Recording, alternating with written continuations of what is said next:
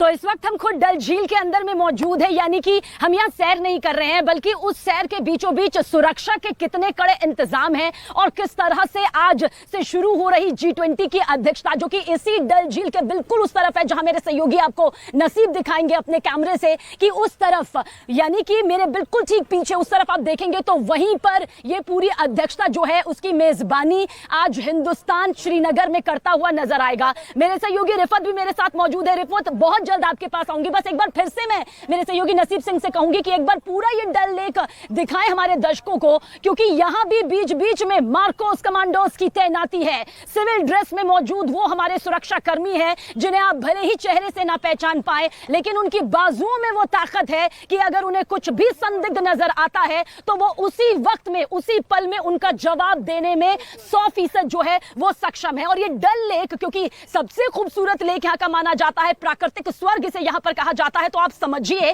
कि डल लेक के बीचों बीच अगर शेर Kashmir international convention centre summit जो है बनाया जाता है, जहां पर विदेशी मेहमान जो है वो प्रतिनिधित्व करते हुए, भारत पर विश्वास करते हुए यहां पर पहुंचते हैं और 60 देशों के प्रतिनिधि यहां पर पहुंचे हुए हैं। बहुत जल्द मेरे सहयोगी रिफत की तरफ रुख करेंगे। रिफत, आपकी तरफ रुख करेंगे। नसीब सिंह दिखा रहे हैं कि किस तरह से ये डल लेक जो है वो इस वक्त सुरक्षा के घेरे में है। कई लेयर्स की सुरक्षा, 4 स्तरीय सुरक्षा यहां पर मौजूद है। क्या और खास इंफॉर्मेशन इस पूरी अध्यक्षता से जुड़ी हुई आपके पास?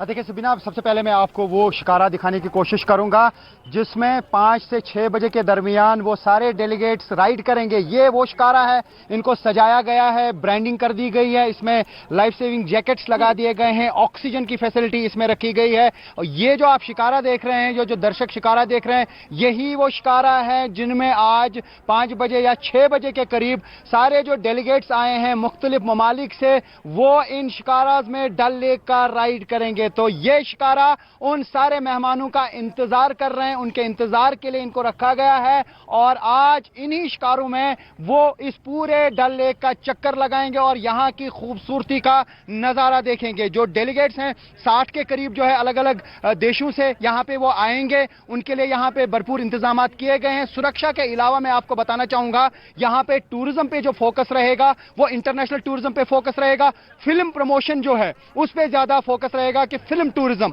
जैसा मैंने पहले भी कहा है कि 70s के दौर में या 80s के दौर में यहां पे बॉलीवुड बहुत ज्यादा मशहूर था, यहां पे बॉलीवुड फिल्मों की शूटिंग हो रही थी, लेकिन हो सकता है कि इस G20 की मीटिंग के बाद हॉलीवुड यहां पे आ जाए, हॉलीवुड फिल्मों की भी शूटिंग यहां पे हो सकती है। मैं अपने दर्शकों को कहूं आपके पास जरूर लौटेंगे जो इंफॉर्मेशन सहयोगी रिफत यहां पर दे रहे हैं। देखिए ये G20 की अध्यक्षता जब श्रीनगर में तय की गई, इसे लेकर पड़ोसी मुल्क पाकिस्तान की वो जहरीली साजिश, वो जहरीला विरोध सामने आया जो हमने सोशल मीडिया से लेकर सड़क तक में देखा, लेकिन जिसका कोई असर यहां पर नजर आया नहीं। कह रहे हैं कि हमने बहुत सारे आतंकी तैयार किए हैं, उन्हें यहां पर अटैक करने का आदेश दिया है, पुलवामा की तर्ज पर कहा है कि अटैक हुआ जाए, 26/11 जैसे हमले की यहां पर कोशिश की जा रही है। लेकिन इन सबके बीच आप समझिए कि हिंदुस्तान की ताकत ऐसी है, हिंदुस्तान की कुव्वत ऐसी है कि उसके सामने फिलहाल इनका टिक पाना किसी भी कीमत पर मुमकिन नजर नहीं आता है, क्योंकि हमने पाकिस्तान की इस जहरीली साजिश और दकियानूसी सोच का जिक्र किया है।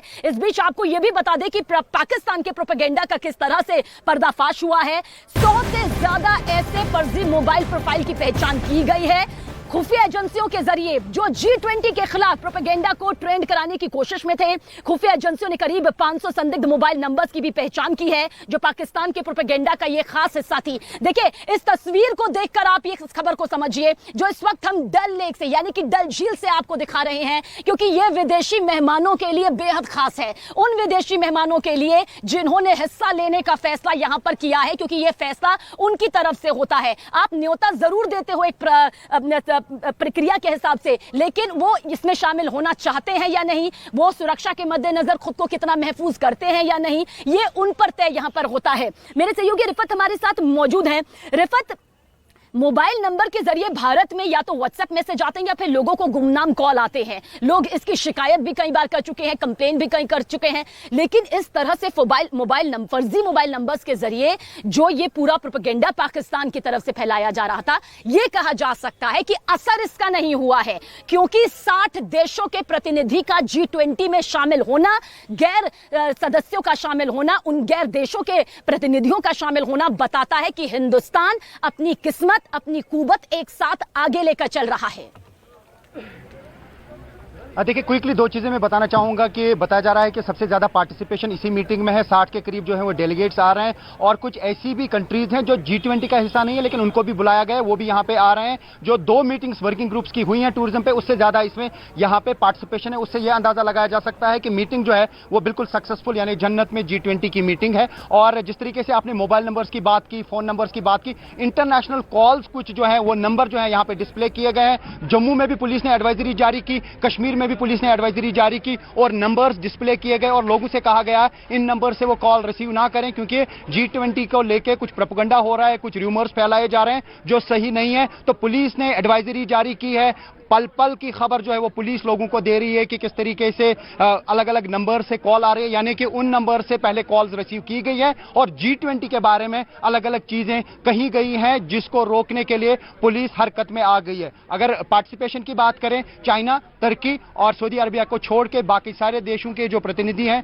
वो इस मीटिंग में आ रहे हैं। और मैं फिर से दिखाना चाहूंगा, ये आप देख सकते हैं यहाँ पे पुलिस हर तरफ से लगी हुई है। उन्होंने जम्मू की सियासत को समझा है, जाना है। वो जानते हैं कि जम्मू की जब हवा बदलती है, यहाँ का रुख बदलता है, तो उसके साथ में कितना कुछ बदलता है, कितना आवाम में सुख शांति आती है, कितनी जो घाटी है वो खतरे में भी नजर आती है। लेकिन धारा 370 के बाद हटने के बाद जो बड़ा बदलाव देखने को मिला, जिस तरह से बड़े स्तर पर, अगर पिछले 37 सालों का जिक्र करें तो एक बड़ा अंतर्राष्ट्रीय समिट यहां पर होने जा रहा है। ऐसा समिट जिसकी खुद अध्यक्षता हिंदुस्तान यहां पर करता हुआ नजर आता है, क्योंकि इस वक्त हम शिकारा में मौजूद ही लकड़ी से बनी एक नाव होती है, एक ऐसी नाव होती है जिस पर कहा जाता है कि अगर आप कश्मीर आए हैं और अगर आप इसमें नहीं बैठे हैं तो फिर कश्मीर आना आपका अधूरा होता है। इसलिए विदेशी मेहमान भी इसका लुत्फ उठाते हुए नजर आ सकते हैं। लेकिन इसमें वो हमारे कमांडोज है जो कि समुद्र की सबसे बड़ी ताकत कहे जाते हैं, जिन्हें मार्कोस कमांडोज कहा जाता है। मेरे सहयोगी नसीब आपको दिखाएंगे ये पूरी तस्वीर और नसीब सिंह दिखाएंगे अपने कैमरे से कि किस तरह से यहीं पर मौजूद हैं वो मार्कोस कमांडोज जो कि 3 साल की ऐसी ट्रेनिंग लेते हैं जिनमें मौत को वो कई बार मात देते हैं। अमेरिकी सील्स के साथ में उनकी होती है वो ट्रेनिंग जो उन्हें बनाती है सबसे ज्यादा ताकतवर, सबसे ज्यादा मजबूत, और इसी मजबूती के साथ समुद्र की ये पूरी ताकत है उनके बाजुओं पर होती है, उनके कंधों पर होती है। और कहा जाता है कि उनकी आंखों से कोई भी नहीं बच सकता है और वो उसी वक्त जवाब देते हैं। यह पूछताछ का कोई सवाल नहीं उठता है। अगर उन्हें मालूम होता है कि सामने वाला अटैक के मोड पर है तो वो उसके एक्शन से पहले ही उसका काम यहां पर तमाम कर देते हैं। सुरक्षा के लिहाज से क्या तस्वीर बन रही है, देखिए इस रिपोर्ट के जरिए। G20 की अध्यक्षता को लेकर किस तरह से हमारे कमांडोज, हमारे अर्धसैनिक बल पूरी तरह से तैनाती के साथ श्रीनगर के हर चप्पे पर, हर कोने पर तैनात है, उसकी तस्दीक करती हुई ये सबसे ताजा और सबसे खास तस्वीरें इस वक्त आप देख लीजिए। G20 की जो अध्यक्षता है उसकी कमान हिंदुस्तान कर रहा है, उसकी मेजबानी की जो पूरी जिम्मेदारी है वो हिंदुस्तान ने संभाली हुई है, जिसे हिंदुस्तान संभालने में सक्षम भी है। उसी मजबूती के साथ वो आगे आया भी है और हमारे कमांडोज जो है, हमारे जो फोर्सेज हैं, पैरामिलिट्री फोर्सेज है, मरीन कमांडोज हैं, हमारे जो अर्धसैनिक बल हैं, हमारे जो स्थानीय पुलिस है, पुलिस फोर्सेज हैं, वो सब यहां पर इस वक्त मौजूद हैं। लेकिन ये तैनाती बताती है, ये सिक्योरिटी यहां पर बताती है कि किस तरह से परिंदा भी पर यहां पर ना मारे, यानी कोई भी संदिग्ध जो है आसपास ना हो, या कुछ भी ऐसी गतिविधि अगर होती है तो नजर किस तरह से हमारे कमांडोज की होगी, किस तरह से हमारे फोर्सेज की होगी, उसकी ये सबसे बड़ी तस्वीर इस वक्त आपके सामने डल झील से सामने नजर आ रही है। यकीनन पड़ोसी मुल्क पाकिस्तान से इसका विरोध हुआ था और अब जब एक बड़े हमले की बात यहां पर कही जा रही है, करीब 23 आतंकी जो कहे जा रहे हैं कि पूरी तरह से यहां पर भेजे जा रहे हैं या तैयार किए गए हैं ताकि वो घाटी को दहला सके, लेकिन हमारे जो फोर्सेज हैं, हमारे जो पुलिस फोर्स के जवान हैं, हमारे जो मिलिट्री फोर्स है, हमारे जो अर्धसैनिक बल हैं, मरीन कमांडोज हैं, मार्कोस कमांडोज हैं, वो मार्कोस कमांडोज जो कि मौत को मात देने के बाद कमांडोज बनते हैं, जो जानते हैं कि किस तरह से सामने वाले को न सिर्फ चित करना है बल्कि अगर वो किसी भी तरह से हिंदुस्तान की सुरक्षा पर सेंध मारने की कोशिश करता है तो उसका काम यहीं पर उसी वक्त तमाम करना है।